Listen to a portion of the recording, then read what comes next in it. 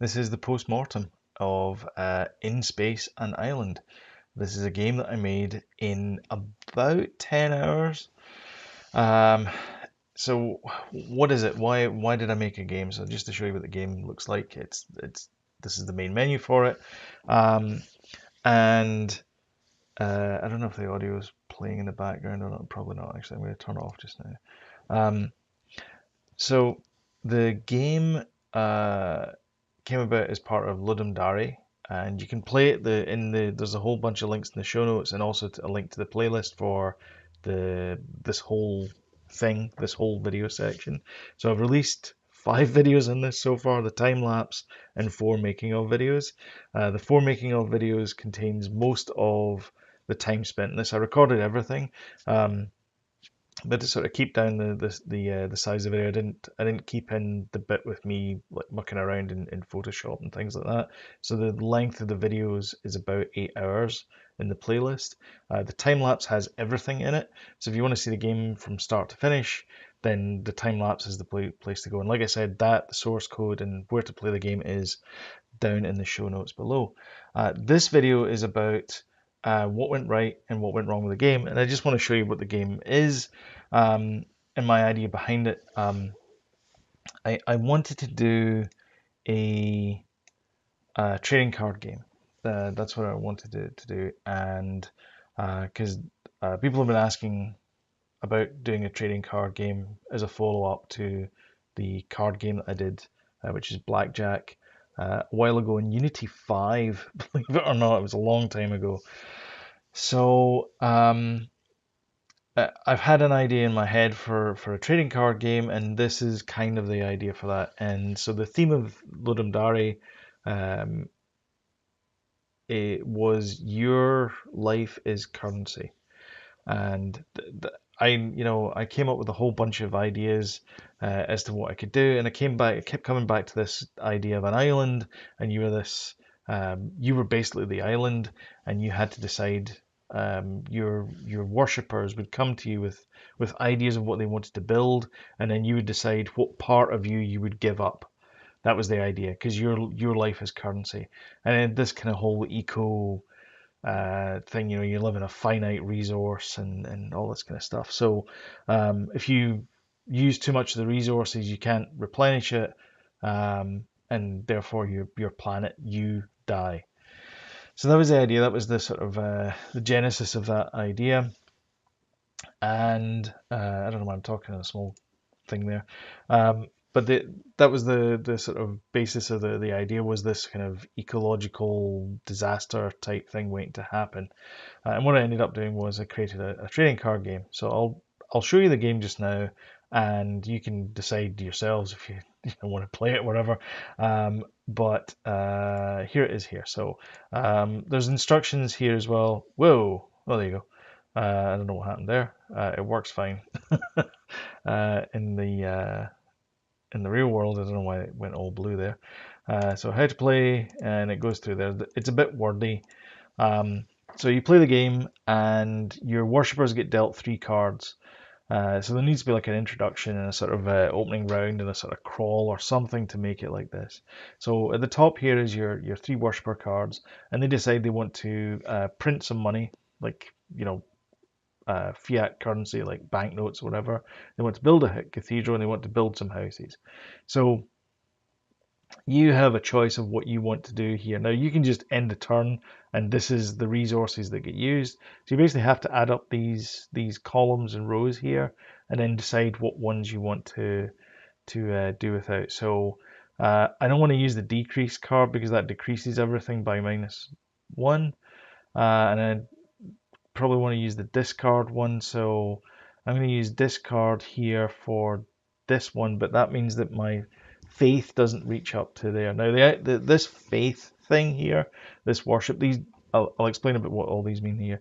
But the idea was that when you got to 10, you would have like a like force reshuffle button that would appear. I never did that. Instead, I just added a music on, music off button. That kind of fits in with what went right and what went wrong. But the dials down here is you have water, minerals, wood, and faith. That's the idea, is that you have this down here, and you have to make sure that these dials here don't go to 0, and if 2 of them go to 0, then it's game over. So I want to discard this pile here because that looks bad. Um, Actually, that one looks worse there. So so you select the card you want, and then you get to choose one of these. That's why the arrow's there.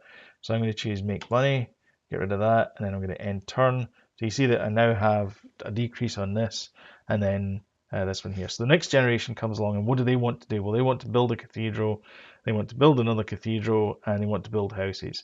So I'm going to, what am I going to do? I'm going to discard this one here, and I'm going to invert this one here. So my net result, actually, I should be okay there. So I'm going to end the turn there.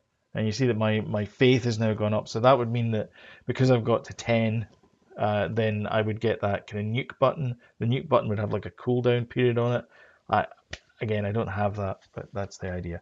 And so you'd go through and you choose whatever ones you want to do there, and then you click on end turn, and then it would choose that there. So I'm just going to play this to completion.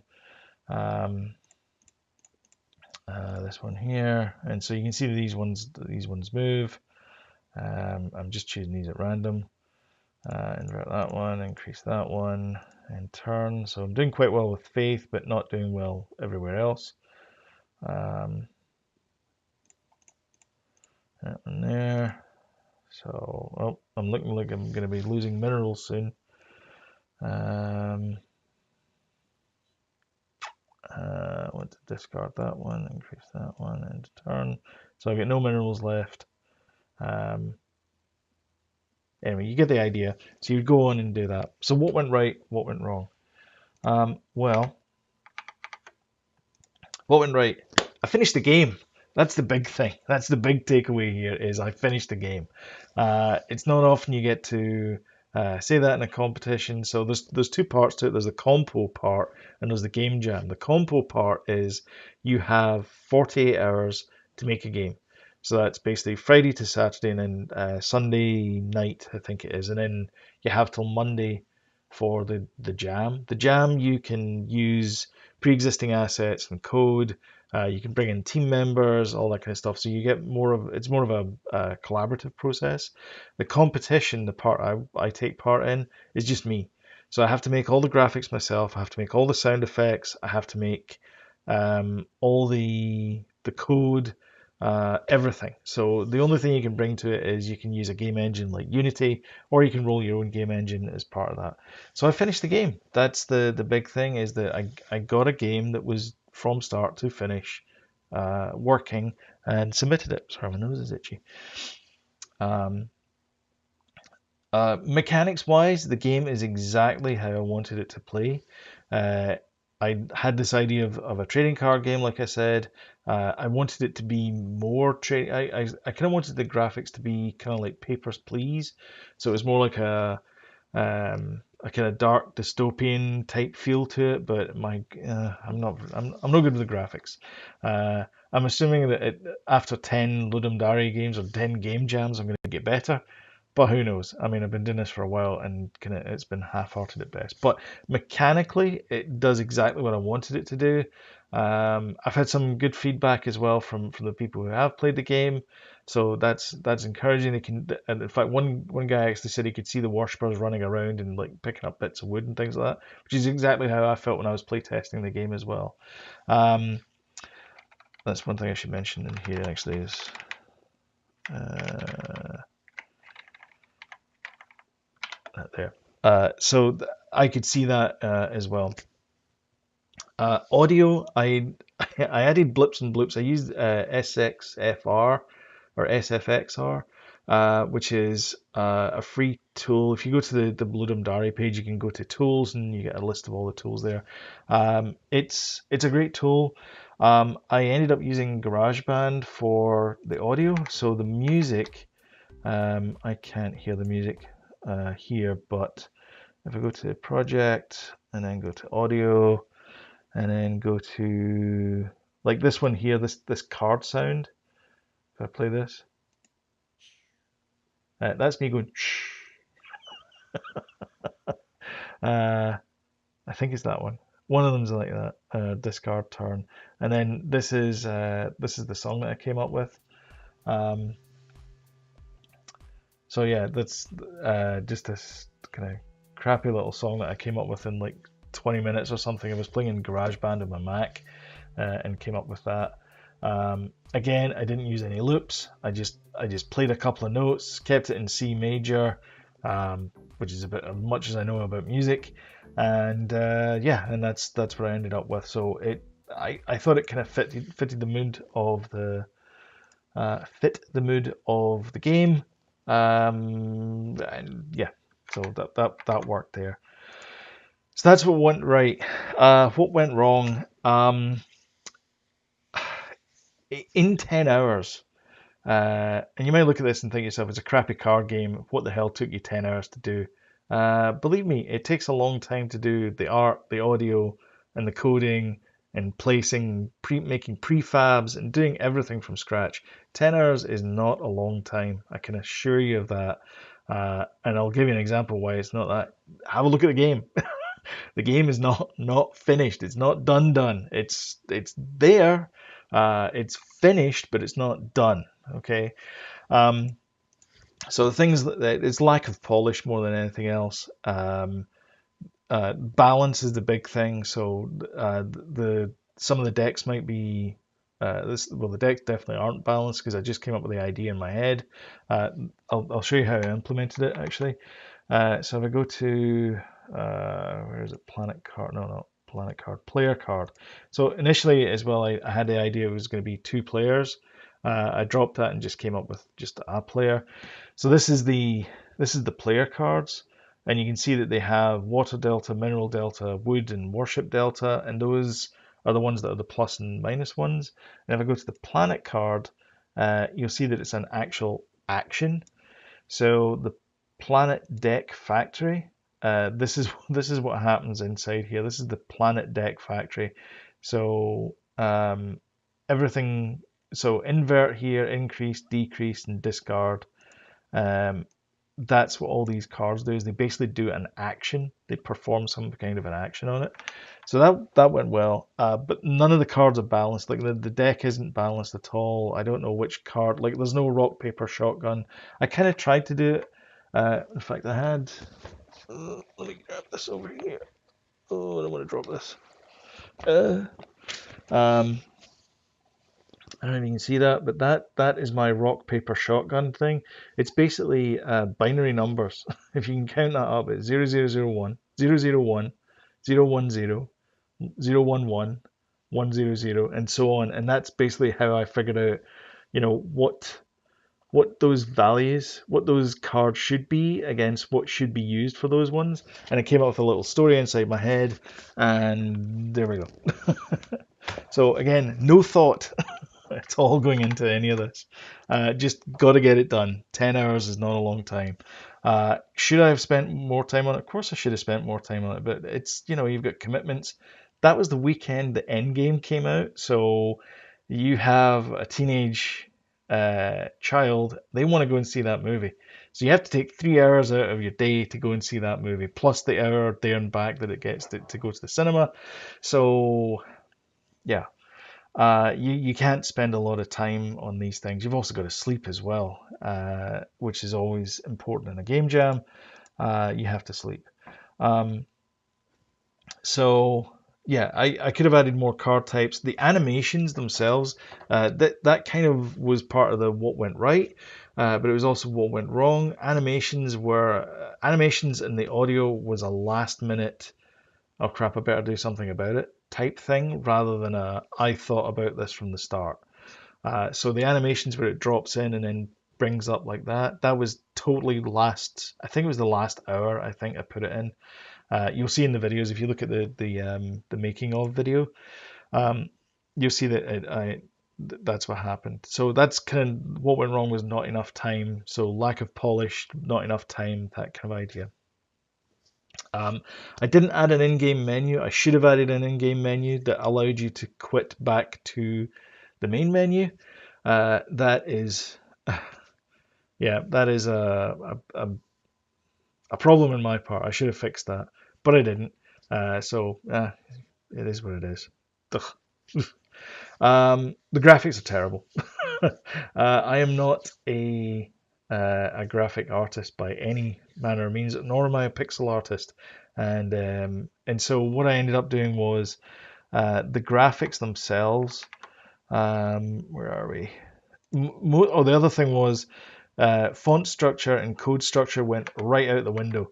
So everything is done inside game controller. So this is this big game controller class, which is about 200 lines of code. And then everything else is sort of, I mean, there's not a lot of code here. So if I show you this here, these are the scripts that I had. That's it. That's all I had in this game. So for 10 hours worth of work, that's all I have is this. And one of them I don't even use, the debug script. That was like the first, that was the initial game controller, was that one there. I had a little button I would click. And again, you can see that in the making of. This one here, about 100 lines of code, 100 lines, 200, so that's 300, 320-ish. Yeah, I don't think there's that many lines in there. The Game Factory one, this is the code to deal a random card. I choose an index, and then I create a new copy of that player card, and that's it. That's it. That's literally all I do. And the constructor there, that just sets up the player card that we have. That's it. That's all there is. The gauge is very simple again. The instructions is literally just a couple of button clicks. The main menu is also the same. And a lot of these I could probably have actually condensed into one class. So like the life form deck, there's a lot of copy and paste between that and the planet deck. Like you'll see there, it's almost exactly the same. The difference is the start and the end positions, and that's it. Everything else I could have done the same. I toyed with the idea, and again, there you go. I toyed with the idea um, of making like a base class, and then I was like, why bother? It's a compo. No one's going to see the code for that. So yeah. So what other thing is, yeah, in balance, that's the only thing there. So all in all, I'm quite happy with it. I got the game out. It's a win as far as I'm concerned. Any game that you ship is good. It doesn't matter how bad it is. But just remember that this took 10 hours to do. If I'd had the full 48 hours, a couple hours, so a couple hours sleep, that's 16 hours worth of sleep in those hours. That would have given me what 32 hours to create the game. Like 30, if I'd done like two 16-hour days, I could probably have made a better game. At least I would have balanced it and come up with more card types. However, I did not. So there you go. Like I could have had like a lose faith or something, or those kind of things, or change the delta value, so it would have made it a little bit trickier for that, and all these kind of things. That's the kind of um, things you think about when you finish the competition. You submit that button. So yeah. Anyway, I hope you've enjoyed those videos. At some point, I'll get back to finishing off Frogger. I'm going to take next week. I'm not doing a video next week. I've done uh, quite a few this week, and I've had other things I've been working on as well. So I'm going to take off next week, but the next video will be probably the Frogger video to finish that off, and then it'll be back to the roguelike because people have been asking about it, and that's what's coming next. Anyway, if you liked any of these videos, thumbs up. If you didn't like them, thumbs down. If you want to subscribe, click the subscribe button, notification bell, all that kind of stuff. Share, tell your friends if you like the video as well. Maybe not this particular video, but if you like another video in the channel, it really helps. Anyway, thank you again, and I will catch you in the next video. Bye bye.